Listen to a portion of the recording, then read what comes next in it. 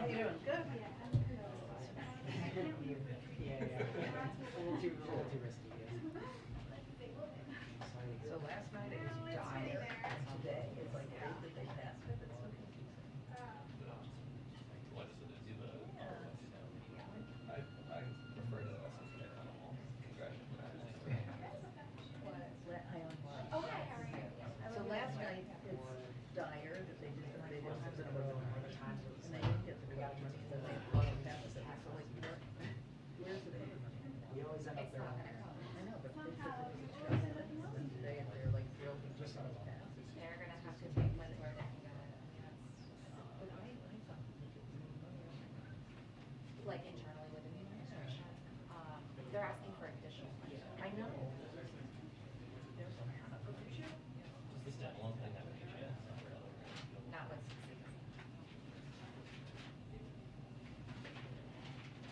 which is why they keep trying to stuff it in. She said that. Spectacular Severe disruptions. What happened with that? Why was it pulled out? because they are in disability every day. That's the only prism you need to understand. Like Democrats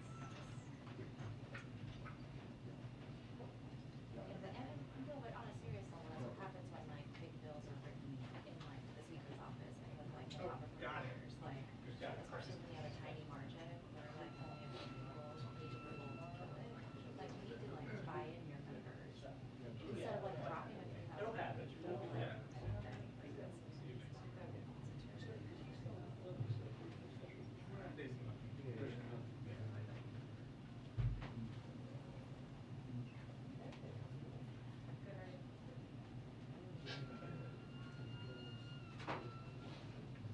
Hey, Keith, how are you?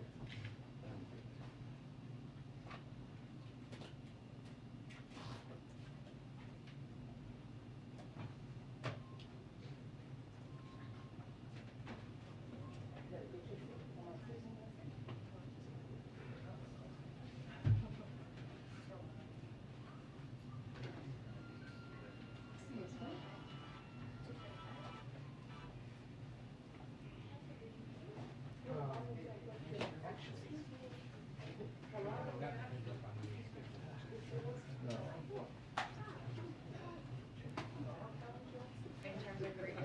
She's coming or Well done. Thank you, Em.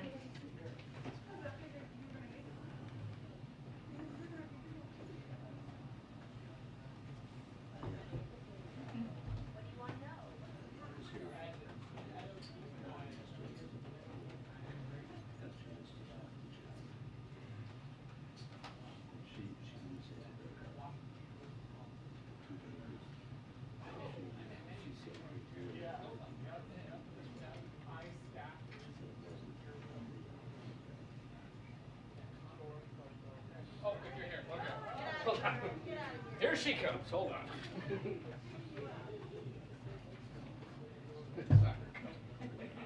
2 minutes until briefing, 2 minutes until press briefing.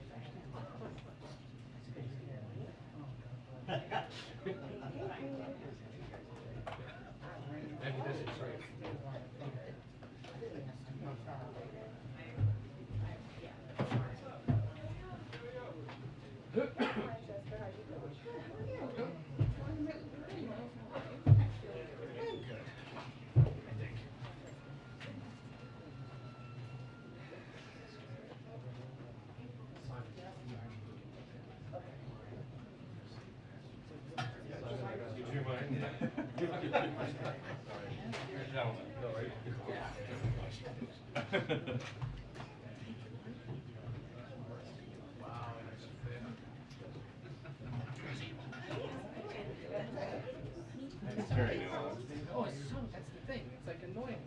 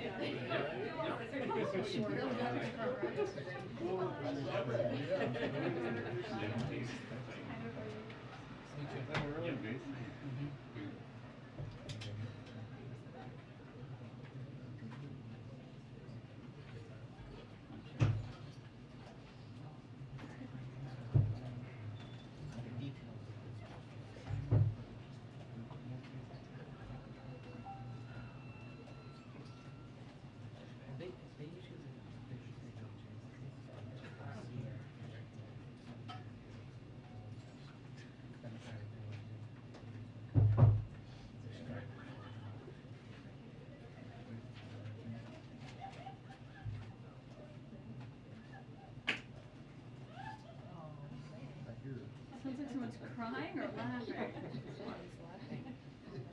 it's gonna be that kind of big.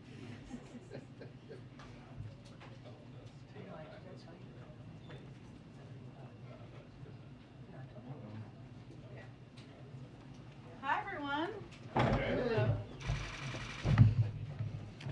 Okay, I don't want to disappoint you, but I have no toppers today. Sorry to disappoint all of you. Darlene, would you like to kick us off? Yes, ma'am. Thank you. I wanted to follow up on your tweet yesterday about being on the lookout for Russia to use chemical or biological weapons in Ukraine and possibly creating false flag operations to use them. What is the evidence to back that up beyond what you said in the tweet that it's a pattern from Russia? Is there more to this than it just being a pattern for them? Well, they have a large biological and chemical weapons program. So it's a pattern, but they also have the capacity. Well, I'm not going to get into specific intelligence. We look at all of those factors. And we also know, and one of the main issue that prompted my Twitter thread yesterday was that Russia has a history also of inventing outright lies like this, which is the suggestion that the United States has a chemical and biological weapons program, or Ukraine does, that they're operating.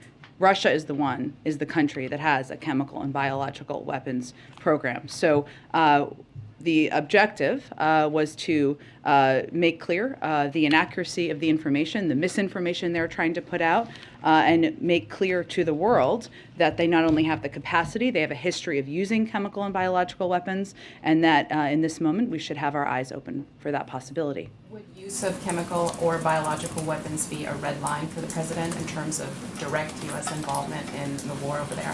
We are directly involved. We are providing $1 billion in security assistance. We are the largest provider of that. We are providing humanitarian.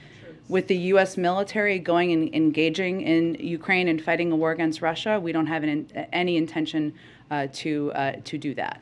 Go ahead. Oh, go ahead, Darlene. Go ahead. Last one. One other one. The Defense Intelligence Agency, the director told Congress today that his agency underestimated the Ukrainian military's preparedness and will to fight. Is that the assessment? Does the White House share that assessment? We do, and I think, Darlene, the world does. I mean, I think when we saw the preparations of President Putin and the Russian military on the borders of Ukraine, we saw the power of the Russian military, we saw the intentions of President Putin, and I don't think anyone anticipated the level of courage, of bravery, of capacity to fight back that we have seen in the country. At the same time, we've also seen some miscalculations by President Putin as well in terms of that capacity and willingness, but also in terms of their own planning and logistics of their military. And then lastly, can you just talk a little bit about the fate of the COVID money, the $15 billion Sure. that Speaker Pelosi took out of the bill yesterday? I mean, how confident is the White House that you will ultimately get that money? Absolutely. Oh, we do. Or, Yeah. Okay. I just wanted to let you continue. Well, we need this money. So without additional resources from Congress, the results are dire. Just to give you some specifics, in March, testing capacity would will decline this month. In April, free testing and treatments for tens of millions of Americans without health insurance will end. In May, America's supply of monoclonal antibodies will run out. So failing to take action now will have severe consequences for the American people. That's why we requested $22.5 billion to avoid severe disruptions to our COVID response. The reason we've made the progress we have at this point is because we have been ahead of where the pandemic is in terms of having the preparations, for the most part, of vaccines, of supplies needed, and we want to continue to stay ahead of that if we can. So these are conversations, as you all know, and has been reported out, that are happening with members, but we will need that funding in order to continue to fight the pandemic. Go ahead. Just to follow up on Darlene, are you detecting any sign of any imminent use of chemical weapons over there? I'm not going to get into any intelligence. Obviously, we continue to assess the declassification of that, as you know, Steve, as we have done throughout the course of the last several weeks. But what we endeavored to do when we put out that information yesterday is to remind the world of the large biological and chemical weapons program that Russia has, the fact that they have used it in the past against dissidents on their soil and on NATO soil, that they and that they were taking a step to put out misinformation about our own programs, capacities, and those of the Ukrainians as well. And the President spoke this morning with the President of Turkey, Erdogan. Did they discuss access to the Black Sea? Do you know? They had, I know we just put out a readout that you should all have. They had a constructive, lengthy call. I believe it was almost an hour, if not an hour. And the president is very grateful to the role that Turkey is playing and has played even earlier today in hosting diplomatic negotiations at this moment in time. But in terms of additional specifics, there's not more I can get into from here. Go ahead, Caitlin. Thanks, Jen. I just want to be totally clear. Are you saying if Russia does conduct a chemical weapons attack in Ukraine, there will not be a military response from the United States? I'm not going to get into hypotheticals. What we're saying right now is they have the capacity and the capabilities. I'm also not going to get into intelligence. But the president's intention of sending U.S. military to fight in Ukraine against Russia has not changed. But that sounds like even if there is a chemical weapons attack, that calculus will not change. So I just want to be clear on what the U.S. response would be. Again, there has not been a chemical weapons attack. We are conveying to all of you what the capacity and the capabilities of Russia are, what steps they have taken in the past. Let's hope we are not having a discussion about that, but the president and our NATO partners have not changed their assessment about their plans to send U.S. troops in. Would President Biden let a chemical weapons attack in Ukraine go unanswered by the United States? We have not let anything go unanswered that President Putin has done to date. We have not let anything go unanswered to date, any steps that President Putin has taken to date. What that would look like, I can't give you an assessment of that from here at this point. One other question. The U.S. says their assessment is that Ukraine has planes that they could use. They don't think it would be effective to send more aircraft to Ukraine right now. Ukrainian President Zelensky has pleaded for more aircraft, saying that they desperately need it. So I guess the question is, how do you square the U.S. assessment with what President Zelensky, who is on the ground in Ukraine, says that he needs for his Air Force? Well, I would say first, the U.S. military is one of the best militaries in the world. What we're basing our assessment on is both our intelligence assessment and the assessment of our military experts, who have been, of course, in touch with their counterparts in Ukraine and our NATO allies and partners. And what they assessed was that adding aircraft to the inventory is not likely to significantly change the effectiveness of the Ukrainian Air Force relative to Russian capabilities. The Ukrainian Air Force has several squadrons of fully mission-capable aircraft, and although Russian air capabilities are significant, their effectiveness has been limited due to Ukrainian strategic, operational, and tactical ground-based air defense systems, surface-to-air missiles, and man-pads. And so the other detail is, how are we going to continue to provide assistance that is helpful to them and most effective and most useful to them in this moment? And the assessment of our military has been that continuing to provide defensive assistance and materials in that form is what is most useful and effective at this point in time. Go ahead. Thank you, Jen. Just to follow up on the COVID aid bill, you said the conversations are going on, but if this bill has the dire consequences that you just described, where else can you go to get money for testing and treatment? Is there money in other parts of the government? I mean, if there's not going to be a standalone bill that gives you it, what are you going to do? You need additional supplemental assistance. And what do you think the chances of that are? It is essential we get that assistance, otherwise we will not be able to, as I just outlined, Mara, and I appreciate you asking the question again for further clarification, we will have to stop a number of components of our program that are essential to the American people. So you're saying there's no way you can get money move money around that's already been appropriated? Well, again, I think that if we had that money to move around, we would be moving it. And our assessment is that we need this additional funding in order to meet the needs of the American public. And I would also note that a lot of these programs are widely popular across the board, regardless of your political affiliation, providing antivirals, providing tests, providing free vaccines. Those are all programs that we're talking about continuing. And I just have one more question on another subject. The administration has been criticized for putting sanctions on one dictator and then going hand in hand to other dictators like Venezuela. How do you explain that?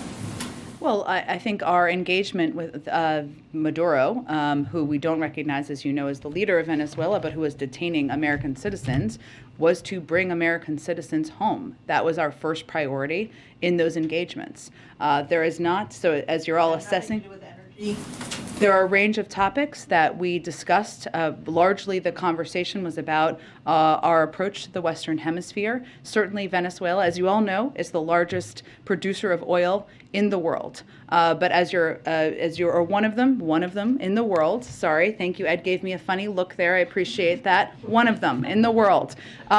But part of our conversation was focused about a range of issues, including encouraging them, of course, to be engaging in steps toward peace. As you may have seen, Maduro has announced his intention to be a part of the talks with the opposition in Mexico. But as you are assessing how to spend your energies in this time of a lot of news in the world, I would not focus a lot of them on conversations about the future of the United States importing oil at this point in time. Go ahead. From Venezuela. Go ahead. Question on the economy. The inflation numbers that we received today show consumers paying almost 8% more than a year ago, and this was before Russia's invasion of Ukraine. So how much higher does the administration expect prices to climb?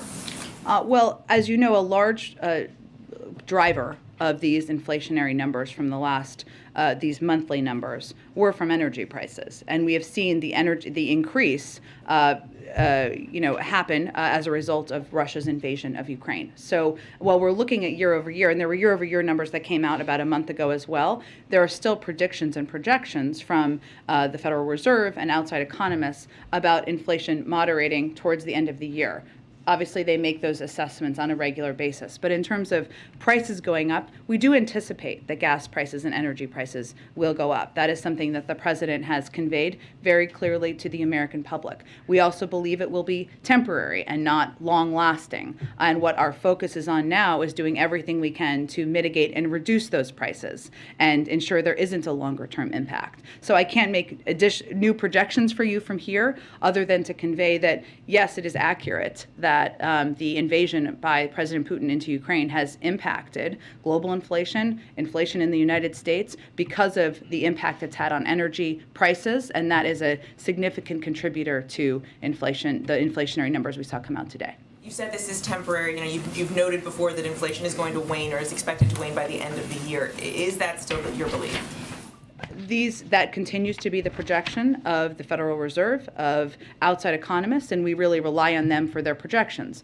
But there is also no question that inflation may be higher for the next few months than it would have been without President Putin and Russia's further invasion into Ukraine, particularly due to higher energy prices. And obviously they will watch that, and we are watching that, but that is definitely having an impact. And just one more on this topic. The president said earlier this week that American companies, he sort of urged them not to price gouge. Are you aware of any price gouging in gasoline that's going on right now? That's something we've asked the FTC to look at. They are the appropriate body. They're an independent body, so I'd point you to them for any assessment of that. But that's something we have to continue to monitor, right? We've been monitoring it, we've asked them to monitor it, but obviously at this point in time, when Americans are paying higher prices at the pump, this is one of the areas where we need to watch closely. Go ahead. I ask you about the transportation mask mandate. Sure. TSA says it was based on a CDC recommendation. I'm just wondering if you're in position to explain the rationale, the science, the logic behind continuing it in places where the community level is low. Well, I would really point you to the CDC to provide further detail, but I would note, as you know, when you get on an airplane, you travel to different places, right? You're not just static in one place, whether it's a green zone or a yellow zone or a red zone. So what they also announced is that TSA will be, that the CDC will work with government agencies to help inform a revised policy framework for when and under what circumstances masks should be required in the public transportation corridor, because it's unique, right? If we're in Washington, D.C. and we're in a green zone or a yellow zone, you can make a clear assessment. If you're moving from one zone to another and you're picking people up from one zone to another, it's a little bit different, and that requires some consultation, which is what they're going to endeavor to do between now and April 18th. Completely separate topic. France said today that the window on an Iran deal is closing. Does the U.S. share that view? Is the sense here that Iran is trying to run out the clock? Well, our view is that we are close. We have been close for some time now, and we also, for the last several weeks, as we've been talking about. We also all know from having been through these negotiations before that the end of negotiations is always when the difficult and challenging parts of the conversation typically take place. So I wouldn't make that assessment or echo that from here. We are continuing to have these diplomatic talks. It is in all of our interests to stay at the negotiating table, and that's what our plan is to do from here. Go ahead. Jeff, you said earlier to one of my colleagues that nothing that Russia has done so far in terms of this invasion has gone unanswered when you were being asked about bio and chemical weapons. Obviously, none of what we have done to answer Russia has steered them from continuing this invasion. So why not consider some alternate strategy to communicate to Russia the consequence if they are to do a bio or chemical weapon strike inside Ukraine? Like what? I'm asking you, in other words, why not communicate? You won't say if it's a red line, right? Because you won't say that it's not our intention right now. So let me start there. Is there any red line for Russia that the U.S. would have some involvement where the military entered in Ukraine? I'm not going to get into red lines from here, Peter. What I would tell you is that when I said we have not let anything go unanswered, what I mean is that we have amped up a range of military and security assistance, a historic amount to Ukraine, including a range of defensive weapons, which we've expedited the delivery. Even in the last 10 days, we've delivered about $240 million of that. And also we've provided a range of humanitarian assistance, and we have basically crushed the Russian economy, where the stock market is not even open. So it's inaccurate to suggest it's gone unanswered. We have taken all of those steps and rallied the world. And I'm not saying it's gone unanswered. You say it's gone unanswered. We've witnessed the answer in the form of sanctions. I'm saying, given the potential that you've indicated that Russia could use a bio or chemical weapons strike there, why wouldn't the U.S. communicate to them something that is not an answer, but instead preemptive to communicate the consequence if they are to take what would be a horrific this war to a horrific new level? The president's first and most important objective is the national security and interests of the United States and being clear and direct with the American people. He has been clear and direct with the American people. He is not intending to send U.S. troops to fight in Ukraine against Russia, to start another war, that would be an escalatory step that would not be in our national security interests and not in the interest of NATO. What we have conveyed is Russia's capabilities, their capacities, and their pattern of using chemical and biological weapons. And so what does he say then? That's the message to the American people. His responsibility to them, of course, is before any other. What does he say to Vladimir Putin if those at the head of the Russian government are considering that? What do you say to them watching right now? We have been very clear, and our actions have been the evidence of this, that there will be significant consequences for every escalatory step that is taken by President Putin and the Russian government. Follow on this then very quickly as it relates to the MiGs. You guys have said you closed the door on supplying combat aircraft to Ukraine right now, the transfer of MiGs. We heard from the Pentagon, your colleague there, John Kirby, said it was high risk. Mitt Romney today said there was a sentiment that we're fearful about what Putin might do and what he might consider an escalation. It's time for him to be fearful of what we might do. Why is it not a risk, a higher risk, to wait? To wait to what? We're not supplying, to not act in providing MiGs to the Ukrainian country. We said that's a high risk. Why is that a higher risk than not providing them? We're already witnessing civilians die as we speak. Well, I would say what our assessment is based on is how to prevent a world war here, Peter, which is a significant weight that the intelligence community, the Defense Department, and the President of the United States weighs at every moment in time. And they weigh, and I would note that that there was also, I thought, a very interesting comment that was made that is important, I think, for people to understand how we look at this, which is that there's an escalation ladder, right? And there's a difference between an anti-tank weapon, a shoulder-fired missile, an aircraft, and a fighter jet that could cross a border and actually conduct operations on Russian soil. So how we assess things is what kind of assistance can we provide that will be the most impactful, if humanly most impactful in protecting, defending, providing assistance to the Ukrainian people as they are fighting courageously and boldly. We are also trying to prevent ourselves from taking steps that would be further escalatory. I don't think we have held back in any capacity in providing assistance, having the backs of the Ukrainians, but we are not going to do things that we think are not in the interest of the United States or our NATO allies, and that is where the bar is for us. Go ahead. Thank you, Jen. We just heard you say again that you think inflation is going to be temporary. We've heard you say that it was going to be temporary since last spring. So how long do you guys think temporary is?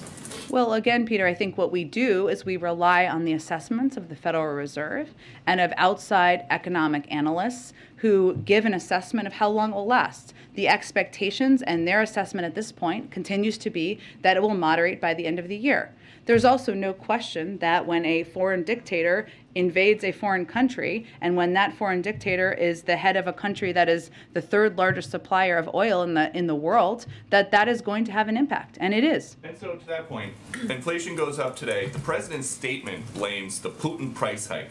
Are you guys just going to start blaming Putin for everything until the midterms? Well, we've seen the price of gas go up at least 75 cents since President Putin lined up troops on the border of Ukraine. And last month, the statement didn't mention the Putin price hike. It mentioned inflation because of the pandemic. Why is that? Well, Peter, last 2 years, there was a global pandemic. Everyone who's global economists have all agreed that that has been the biggest contributor to date of inflation because of the impact on the supply chain. Obviously, global events impact the economy, the global economy, as well as global inflation. And the price hikes as a result that have escalated over the course of time of President Putin's further invasion of the impact on the global oil markets are, of course, having an impact. President Biden has hosted electric vehicle stakeholders here at the White House. Would he host oil and gas producers, the people who are the most affected by the Putin price hike? Well, the oil and gas, I have nothing to preview or predict for you in terms of him hosting oil company executives. Is he open to that? I don't have anything planned on the schedule for that front, but I will tell you that the president has been clear that he believes they have the tools they need, 9,000 unused permits. They have the capacity they need to go get more oil here in the United States, and he'd encourage them to do that. And go ahead. Just one more about electric vehicles. You guys are pushing electric vehicles today. This is a president who always talks about the power of our example. Mm-hmm. Does he own an electric vehicle? Presidents of the United States don't do a lot of driving. He's posted videos where he's revving the engine of his Corvette in Wilmington. He owns cars. And he also has driven electric vehicles as president, as to give a model to the rest of the country. Does he own one? I think the president's record on this is clear, Peter. Presidents of the United States, current and when they are no longer, typically are not doing a lot of driving. Go ahead. The Vice President expressed support for a war crimes investigation into Russia. Why at this point isn't the United States comfortable just directly labeling the bombing of a maternity hospital as a war crime? Well, first let me say, the bombing of a maternity hospital is horrific, it's barbaric. I don't think anybody who saw that could not have been emotionally deeply impacted. There's a legal review process that the United States undergoes to make considerations of labeling something as a war crime. That is the ongoing process that we're pursuing at this point in time. It's ongoing. Obviously, if Russia is intentionally targeting civilians, that would be a war crime, but we need to go through the legal assessment and review in order to make a formal conclusion. One more. The Journal is reporting that Saudi Prince Mohammed bin Salman declined a request to speak with President Biden recently. Early in his term, the White House said the president would conduct diplomacy with the Saudis through the king rather than through MBS. Why has that policy changed? That report is inaccurate, so let me start there. The president did speak with the Saudi king just a few weeks ago, several weeks ago. It's all running together at this point in time. There were no rebuff calls, period. But when he spoke with King Salman on February 9th, they talked about, and the readout made this clear, a range of issues and global issues that we can continue to work together on, including deterring Iranian-enabled attacks against civilian targets in Saudi Arabia, supporting UN-backed efforts to end the war in Yemen, ensuring the stability of global energy supplies. And the president's focus is really on our relationship moving forward, where we can work together, how we can work together on economic and national security here at home, and he looks forward to that continuing. Does it remain the policy that he will only be conducting diplomacy through the king? Well, he is his appropriate counterpart, but again, there are different leaders who attend different global events from a range of countries, including Saudi Arabia. So if the Crown Prince had been at any of the global events that the president had recently attended, I'm sure he would have engaged with him, but he was not. Go ahead. Thanks, Jen. Senator Manchin said today that he supported the Republican plan to move forward with 4 out of 5 Fed nominees. I know that you're going to say that Republicans on the Banking Committee should just get back to work and allow the entire slate to go forward, but the president also said during the State of the Union that these nominees were crucial to the fight against inflation, and we saw today, obviously, that's still a pressing concern. So I was wondering if you could walk me through why you wouldn't take what Senator Manchin called a win, get 4 of your 5 nominees. Is it because Sarah Bloom Raskin herself is crucial to this fight in inflation? Is it that you're worried about a slippery slope in the Senate? Like, why not take the 4 out of 5? I know you give a little bit of a preview of what I might say there, but one, we don't have any change in our approach or policy here. The committee should hold an up or down vote on all 5 nominees. It is important to note that it is not a lack of votes on the committee to move these nominees forward. It is a lack of willingness of Republicans to show up to the committee to actually vote, even against this slate of nominees. That is where we have a core issue here. So we also would agree with the statements from Republicans in the Senate, like Senator Grassley, who have said that senators should not degrade their advice and consent responsibilities and should show up and do the jobs the American people pay them to do. And our hope is that Banking Committee members will show up and do their jobs and vote or not support these nominees, but allow it to move forward by meeting a quorum. But I guess my question is, why is that core issue more important than the broader fight against inflation for you guys? What is the philosophical thing that you guys are saying it's more important than getting 4 Fed nominees on the board in a time of height of inflation? We believe all 5 nominees are eminently qualified and should be given an opportunity to be voted through the committee, where we absolutely have the votes. Republicans are just not showing up to get quorum for that vote to move forward. All right. On inflation, you've said obviously that the Ukraine fight is going to has already driven up gas prices and is going to contribute to inflation in coming months. I'm wondering what spillover effect you expect into the broader economy. So do you expect that this increased inflation is going to impact GDP or job growth or those sorts of things? Is that a fear that you're sort of grappling with, and are there steps that the White House is going to take to try to mitigate the spillover from inflation thing? So we will clearly continue to monitor all of the risks and the impact. But right now, we believe the United States economy is positioned well to deal with the challenges ahead. Given, since the president took office, we've seen a historic recovery. We've added 678,000 jobs last month and 7.4 million jobs since he took office. We've seen the fastest decrease in unemployment on record and the fastest economic growth in nearly 40 years. So clearly, and you heard the President of the United States talk about this in the State of the Union, inflation and costs are an issue that we will continue to focus. It's a top priority for him. But in terms of the strength and stability of the economy, we do feel we are continue to be positioned well to deal with the challenges ahead. Go ahead. I wanted to ask on refugees, and Sure. obviously there's been about 2 million people, 2 million Ukrainians who have already left the country, and I know you've said from the podium that most will likely want to stay in the area in Eastern Europe, but I'm wondering what steps would the administration consider to take in more refugees now? I know some advocacy groups have talked about for example, admitting Ukrainians who already have pending visa applications as refugees? Are there steps that the White House, the administration would do now to admit more in the United States? Well, there are steps which are not exactly related to refugees, but related to the Ukrainian population, including temporary protected status, which we announced and are granting for anyone who has been here since March 1st. In terms of additional steps, the reason why it's important to note that we think it's not just many, the vast majority of refugees we believe will want to stay in neighboring countries in Europe, where many of them have family, many of them have worked, many of them have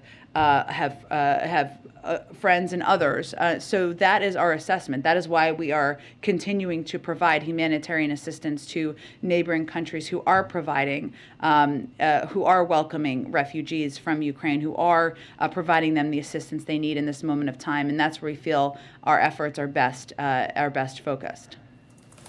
Jen, can I follow up? Yeah.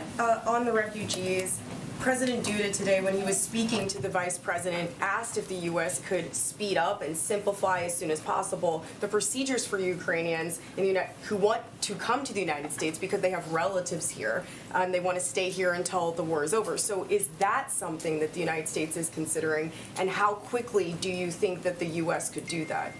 I'm happy to check on that. I would say, again, I don't know what the numbers are in that regard, but all of our assessments from communicating with the Ukrainians, with neighboring countries, continue to be that the best way that the United States can contribute to this refugee crisis is by providing humanitarian assistance, funding to a range of countries who are welcoming refugees. So that's where our focus has been. And I also wanted to ask you about comments that Representative Madison Cawthorn made about the Ukrainian government. He said in a video that Zelensky is a thug. He said the Ukrainian government is incredibly corrupt.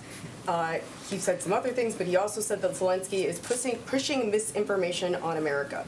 Would the White House like to comment? I would not. Go ahead. The administration has talked a lot about waiting out short-term effects of sanctions on Russia, and so Americans might now naturally be wondering when the medium term might start. Do you have any indication at all yet that Putin is being squeezed by these sanctions, as you put it yesterday? That any indication he is being squeezed? Making a different decision. I mean, the messaging from the White House has been this is going to hurt, Russia's to blame, just wait it out. What can you tell Americans who are like, well, when, how long? I mean, that's a natural question a lot would have. Well, because of our efforts, the ruble is worth a penny. It's the lowest ranked currency in the world. The Russian stock market has not even opened. And you have seen in days, and you have seen outcry from a number of President Putin's buddies and cronies in the form of the oligarchs who we have also been squeezing. Our calculation has been that these financial sanctions and that we have rallied the world to support would have an impact. Our objective is, of course, to bring an end to this conflict. In terms of when that will happen, I'm unfortunately not in the mind of President Putin, but in terms of the impact on his financial sector, the response from people who are close to him, and frankly from the courageous outcry from thousands of people in Russia, that has been clear. When it will change his calculus, I can't give a prediction of that. And can you talk to us a little bit about the president's engagement with senators who have met with his Supreme Court nominee, Judge Jackson? There are reports that he has made multiple calls to Senator Collins, for example. How is it going, and what is his level of engagement right now? The president has been very closely engaged in this process, even while he is rallying the world to stand up against President Putin. He has made a range of calls over the course of time. I'm not going to confirm specifics of those from here. I would also note that Judge Jackson has been meeting with a range of members on the Hill, as you all have seen every day, including members who may not have had any record of voting for nominees of ours in the past, but she's committed to meeting with every member of the Judiciary Committee before her hearing, and she is quickly working through that. And she is also committed to meeting others beyond that period of time. And many of them have come out and spoken to her their meetings with her after that. So I think that gives the best assessment of how things are going quite well. Go ahead. Thanks, Jen. This morning, a bipartisan group of lawmakers sent an open letter to the president asking to invoke the Defense Production Act to increase oil production. Is the administration considering a move like that, or other conversations with industry to help lower gas prices at the moment?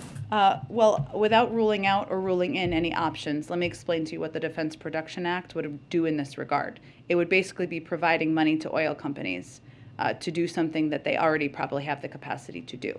Have you been in conversation with these oil companies since this latest rise of gas prices has come to increase production? We have been. We have had senior officials in touch with oil companies, yes. Switching gears really quickly, on President Biden's conversation with the Colombian president today. As a strategic partner, in the latest talks with Venezuela, was Colombia involved in those talks about releasing Americans? And will further talks about releasing Americans from Venezuela be part of President Biden's conversation today? I don't believe they were part of the conversation with Venezuelans, with Maduro about releasing Americans. I can certainly check on that front. We will, I'm sure, have a readout after the meeting that the president is having shortly. On another migrant crisis, Colombia's obviously been dealing with their own migrant crisis coming out of Venezuela for years now. As part of these, as you've all said that migration is going to be a major part of these conversations with Colombia, is the administration prepared to say, help the refugee crisis that's going on in that country and manage the outflow from Venezuela into Colombia? Well, one, they have been a model. Colombia has in many ways in trying to take steps not only to welcome refugees, but also to crack down in many ways on migration. That's part of the conversation that the president will have. We have provided a range of assistance in the past, but I don't believe that there's a new assistance package coming today, but that has been part of our engagement with them in the past. Go ahead. Oh, sorry, did I skip you, Ed? I'm sorry. Go ahead. In the readout of the call between the president and Turkey's President Erdogan, wrote that the president appreciated Turkey's effort to support a diplomatic resolution. How would you characterize the White House's role today in supporting a diplomatic resolution to the crisis, if there's any role the U.S. is playing? The U.S. is leading the global effort to rally opposition to the actions of President Putin, and we have been engaged with the Ukrainians on a daily basis. We've provided more security assistance, more humanitarian assistance than any country in the world, and there wouldn't be the unity of financial sanctions and actions without the leadership of the United States. So what we're doing is we're putting the Ukrainians in a position of increasing, hopefully, strength in their negotiations and discussions. Is the U.S. playing any concrete role in facilitating these diplomatic talks? We are supporting the efforts by a range of leaders, including Erdogan, including our Turkish allies, including the Israelis, including the French, and others who are engaging directly with President Putin over this. And if I could just ask a follow-up on inflation. You've been getting questions about inflation for months. Sure.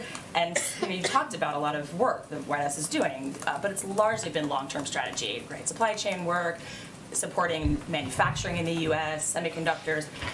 It's the Americans that woke up with another round of headlines about inflation this morning. Is there something you want to point to that's what the White House is doing to provide short-term relief, like immediate relief to the rising costs? I would say that a huge part of what we've done has had an impact already. One is obviously inflationary pressures have been caused by the pandemic, and getting the pandemic under control, which has been the president's top priority, has the biggest impact on that. We've seen hospitalizations go down. We've seen people return to the workplace. We've seen 99% of schools open across the country. Also, the steps that our supply chain task force have taken have already had an enormous impact, including increasing movement through ports by, I believe, about 60%. If you look at shelves at stores right now, 89% of them are stocked. That is a direct result of the actions of the supply chain task force and this president. It is also true that while the early stages of inflationary pressures were caused by the pandemic and caused by the impact on the supply chain of that right now what we're looking at are different pressures, right? Which is the pressure of the energy sector that is a direct result of President Putin's invasion of Ukraine. And what we are doing in that regard is leading the world in responding to that and looking at every option possible, including coordinating a coordinated release from the Strategic Petroleum Reserve to ensure we're increasing supply to reduce prices. So I would say that there are a range of steps that have already had an enormous impact across the board on addressing inflationary pressures, but we also are dealing now with a new challenge that is why we're seeing the inflationary pressures go up. Go ahead. Just to follow up on your point that you said that senior administration officials have been in touch with oil companies about boosting supply.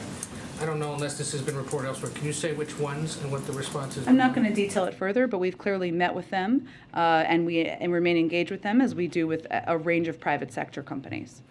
One other on Ukraine, we talked about chemical and biological weapons. As Russia appears to be moving towards encircling Kyiv itself, something that Pentagon officials, you or others have said could take several days, if not weeks.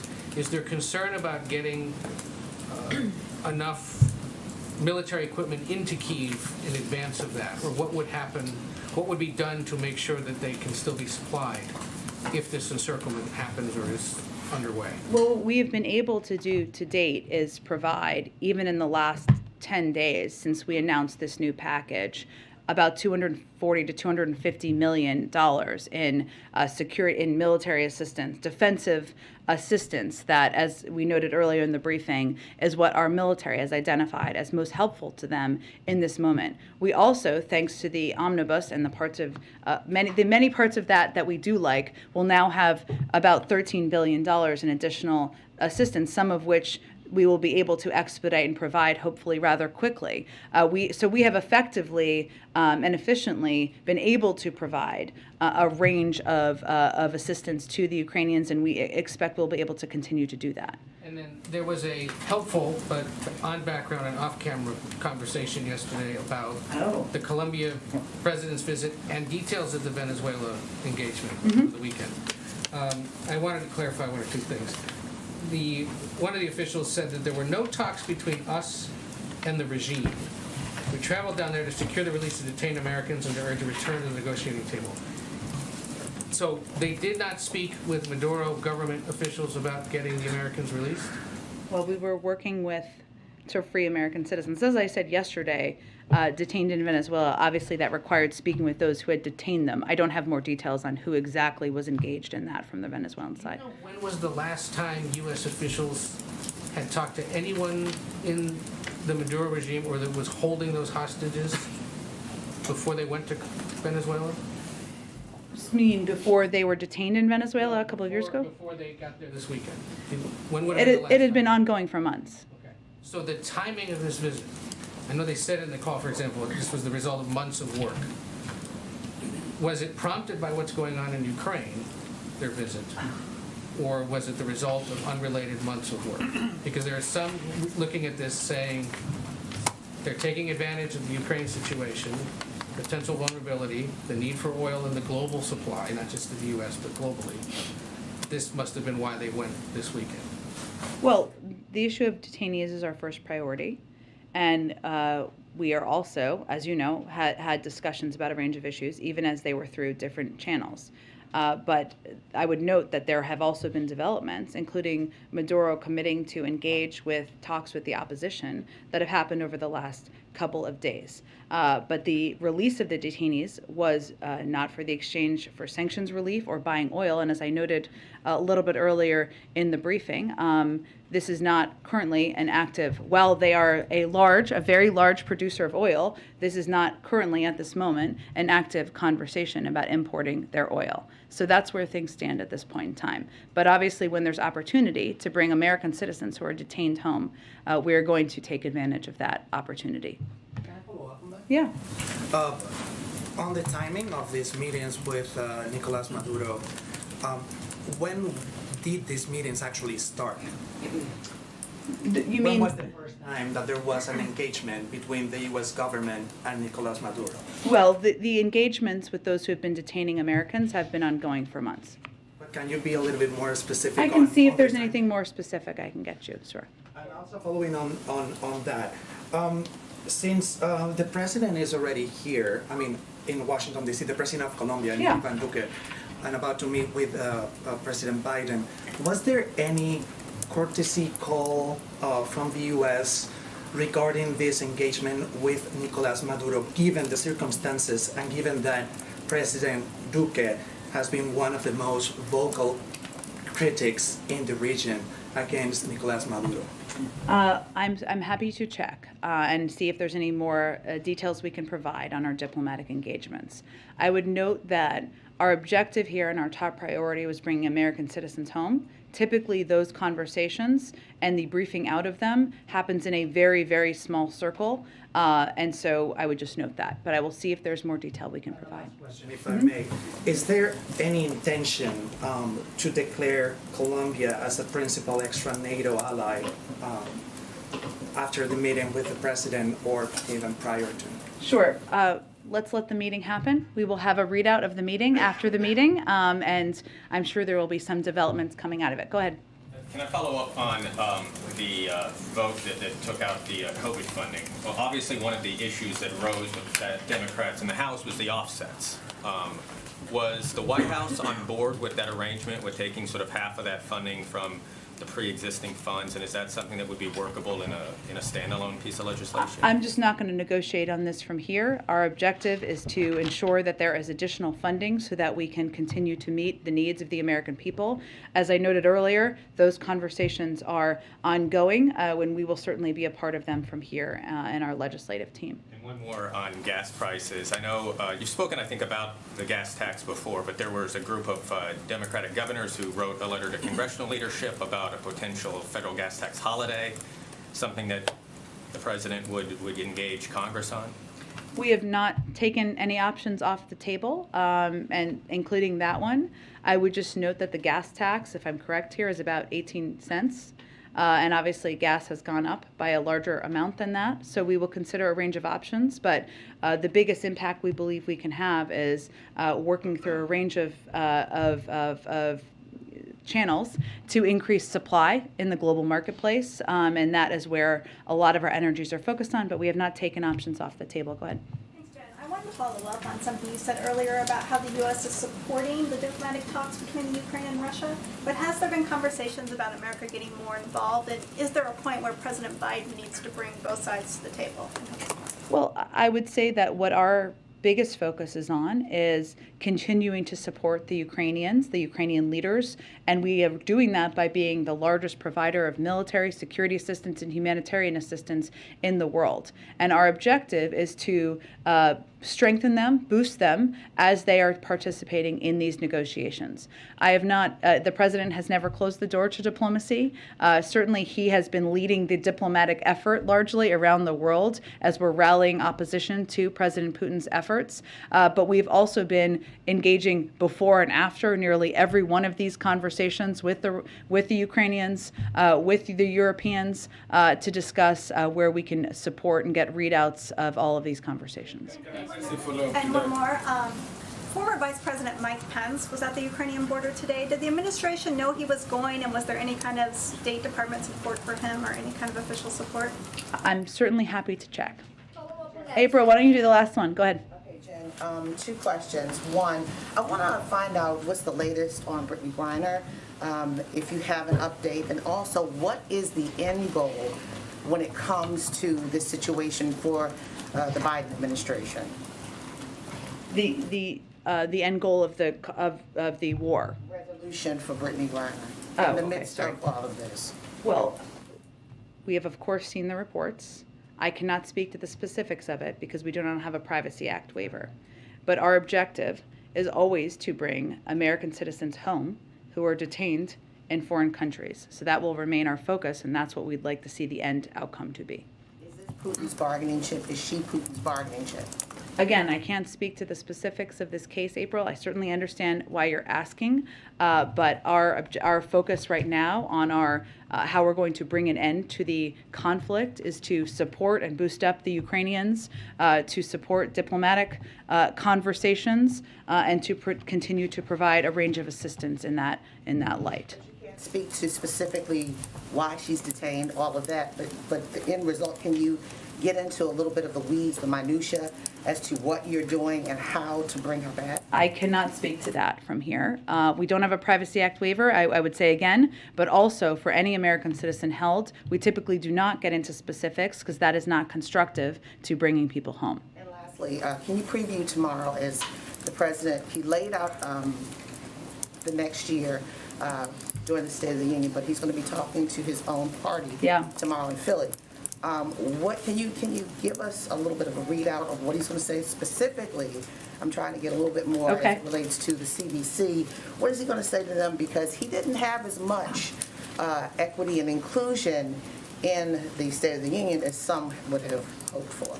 Well, I would say I have not reviewed the remarks with him yet, or the remarks yet, so I am not in a position yet to give you a preview of what he's going to say. He's looking forward to traveling to Philadelphia tomorrow to speak with the caucus. I'm sure we can get you all something on that later this afternoon. Thanks, everyone.